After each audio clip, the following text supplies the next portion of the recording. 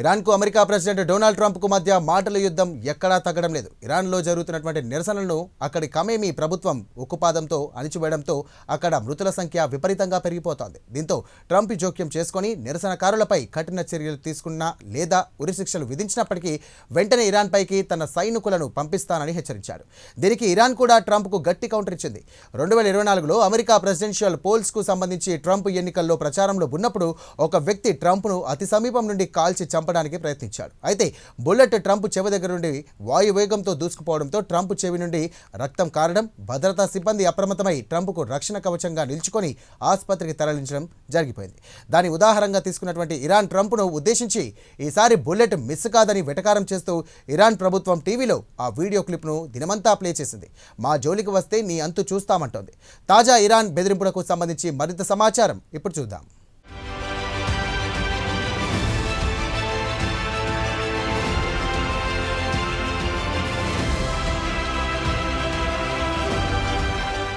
America president Donald ట్రంప్కు ఇరాన్కు మధ్య మాటల యుద్ధం మరింత ముదిరింది.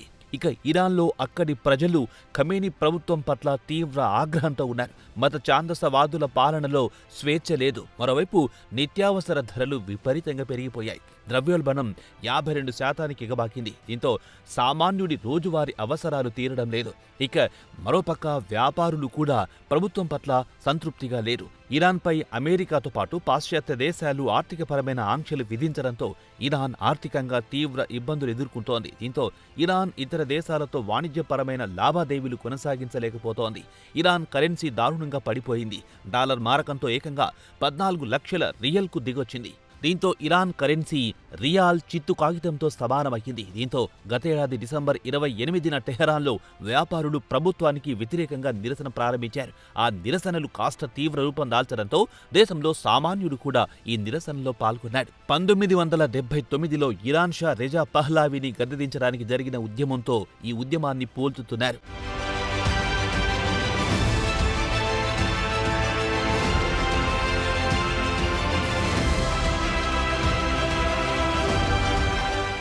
అయితే ఇవన్నీ ఒకెత్తైతే నిరసనకారులు క్రమంగా ఇరాన్ మొత్తం విస్తరించడంతో ప్రభుత్వం కూడా నిరసనకారులను ఉక్కుపాదంతో అణిచివేయడం మొదలెట్టింది. భద్రతా సిబ్బందికి ప్రభుత్వం పూర్తి స్వేచ్ఛ ఇవ్వడంతో వారు మరింత రెచ్చిపోయి నేరుగా నిరసనకారుల తలపై కళ్లలో బుల్లెట్లు కాల్చడంతో మృతుల సంఖ్య వేలలో చేరింది. దీంతోపాటు నిరసనల్లో పాల్గొన్న వారిని అరెస్ట్ చేసి వెంటనే కోర్టులో హాజరుపరిచి కేవలం 2 రోజుల పాటు విచారణ జరిపి ఉరిశిక్షలు విధిస్తున్నారు. గత బుధవారం నాడు ఈ నిరసనలకు సంబంధించి ఇర్ఫాన్ సుల్తానీ అనే 26 ఏళ్ల వ్యాపారిని ఈ నెల 14న ఉరిశిక్ష విధించాలని ప్రభుత్వం నిర్ణయించింది. ఆ ఉరిశిక్షను యావత్ ప్రపంచం వ్యతిరేకించింది.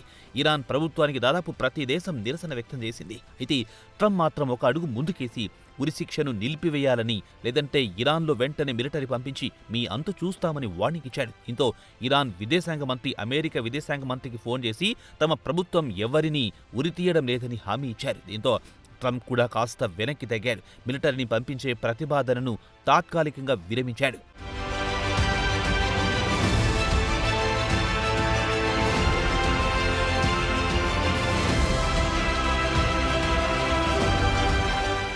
ఇవన్నీ ఒకెత్తైతే ట్రంప్ తరచూ ఇరాన్ను బెదిరింపులకు పాల్పడుతుంటే ఇరాన్ కూడా గత బుధవారం నాడు ట్రంప్ను ఉద్దేశించి కాస్త ఘాటుగానే స్పందించింది. 2024లో ట్రంప్ ప్రెసిడెన్షియల్ పోల్ సందర్భంగా ఎన్నికల ప్రచారంలో బిజీగా ఉన్నారు. ఆయన జూలై 13, 2024లో పెన్సిల్వేనియాలోని బట్లర్ బహిరంగ సభలో మాట్లాడుతున్నప్పుడు ఆయనను హత్య చేయడానికి ఓ వ్యక్తి ప్రయత్నించాడు. తుపాకీతో కాల్చినప్పుడు బుల్లెట్ నేరుగా దూసుకుపోతున్న సమయంలో ట్రంప్ రెప్పపాటు కాలంలో పక్కకు జరగడంతో బ్రతికిపోయాడు. బుల్లెట్ వాయువేగంతో ట్రంప్ చెవి కింది నుంచి పోవడం, వెంటనే ఆయన చెవి నుంచి రక్తం కారడం యావత్ ప్రపంచం చూసి షాక్ అయ్యింది. దాన్ని ఉదాహరణ తీసుకుని ఇరాన్ ప్రభుత్వం టీవీలో ఆ క్లిప్ బుధవారం రోజంతా ప్లే చేసింది. ట్రంప్ను ఉద్దేశించి ఈసారి బుల్లెట్ మిస్ కాదు, టార్గెట్ పక్కాగా పూర్తి చేస్తామంటూ ట్రంప్ను హెచ్చరించింది.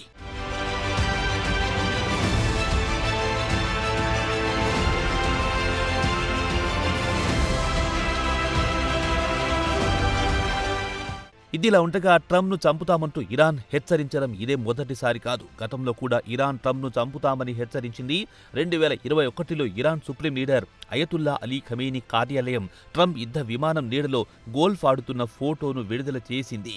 అయితే 2020లో America Iran top military general సులేమానీని డ్రోన్ ద్వారా చంపించింది. దీంతో ప్రతీకారంగా ఖమేనీ కార్యాలయం ట్రంప్ను హత్య చేస్తామని వార్నింగ్ ఇచ్చింది. ఇక ఖమేనీ కార్యాలయం విడుదల చేసిన హెచ్చరిక విషయానికి వస్తే ట్రంప్ను ఉద్దేశించి నువ్వు మా నుంచి తప్పించుకోలేవని ఎక్స్లో పోస్ట్ పెట్టింది. ఇక అసలు విషయానికి వస్తే 2020లో బాగ్దాద్ విమానాశ్రయంలో ఇరాన్ విదేశీ వ్యవహారాల చీఫ్ జనరల్ ఖాసిం సులేమానీని ఎయిర్పోర్ట్లో డ్రోన్ ద్వారా చంపేసింది. దీనికి ప్రతీకారం తప్పదంటూ ట్రంప్కు వార్నింగ్ జారీ చేసింది. సులేమానీని హత్య చేసిన వారిని, హత్యకు ఆదేశించిన వారిని వదిలిపెట్టే ప్రసక్తే లేదని ప్రతీకారం తప్పదంటూ గతంలో పోస్ట్ చేసింది ఖమేనీ కార్యాలయం.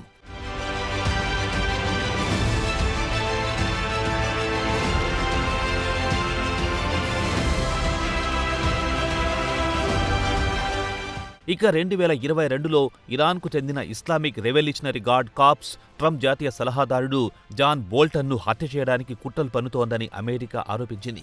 గతేడాది ఫిబ్రవరిలో ట్రంప్ మరోమారు ఇదే అంశంపై ఇరాన్పై విరుచుకుపడ్డారు. ఒకవేళ బోల్టన్ను హత్య చేయాలని కుట్రలు పనితే ఇరాన్ నామరూపాలు లేకుండా చేయాలని ఆదేశించారని చెప్పారు. ఇక ఇరాన్ భవిష్యత్తులో కోలుకోదన్నారు. ఇక ఇరాన్ నిరసనకారులు పిట్టల్లా రాలిపోవడంతో ట్రంప్ ఈ నెల 14న తన ట్రూత్ సోషల్ మీడియాలో ఇరాన్ ప్రజలకు త్వరలోనే సాయం అందిస్తామని ఓ పోస్ట్ పెట్టారు. దీంతో ఇంటర్నేషనల్ మీడియాలో పెద్ద ఎత్తున ఊహాగానాలు మొదలయ్యాయి. టెహరాన్పై ట్రంప్ మిలిటరీ యాక్షన్కు దిగుతున్నట్లు ప్రచారాలు మొదలయ్యాయి. అదే సమయంలో ఆయన ప్రజలను వెంటనే ప్రభుత్వానికి వ్యతిరేకంగా తిరగబడాలని, ప్రభుత్వ కార్యాలయాలను స్వాధీనం చేసుకోవాలని సూచించారు. మీ వెనుక నేనున్నా, అన్ని చూసుకుంటానని హామీ ఇవ్వడంతో పరిస్థితులు చేదాటిపోయే పరిస్థితి ఏర్పడింది.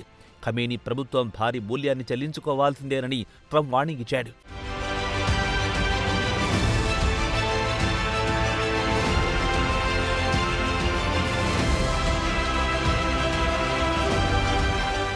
ఈ క్రమంలో పరిస్థితులు శరవేగంగా మారిపోయాయి. వాషింగ్టన్లో కూర్చున్న ట్రంప్ ఇరాన్లో ప్రభుత్వాన్ని మార్చాలని గట్టి ప్రయత్నాలు మొదలెట్టాడు.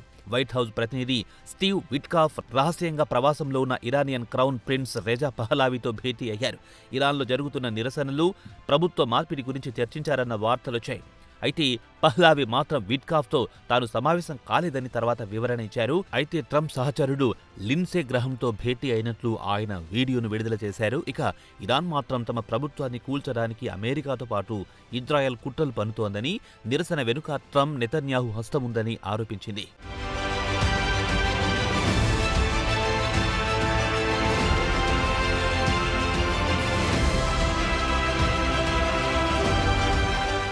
ఇదిలా ఉంటే ట్రంప్ బుధవారం నాడు మీడియాతో మాట్లాడుతూ ఇరాన్ ఉరిశిక్షలు నిలిపివేసిందని చెప్పారు. అయితే ట్రంప్ను వెంటనే ఇరాన్పై మిలిటరీ పంపొద్దని ఆయన సలహాదారులు వారించారన్న వార్తలొచ్చాయి. అయినా ఇరు దేశాల మధ్య మాటల యుద్ధం మాత్రం కొనసాగుతోంది.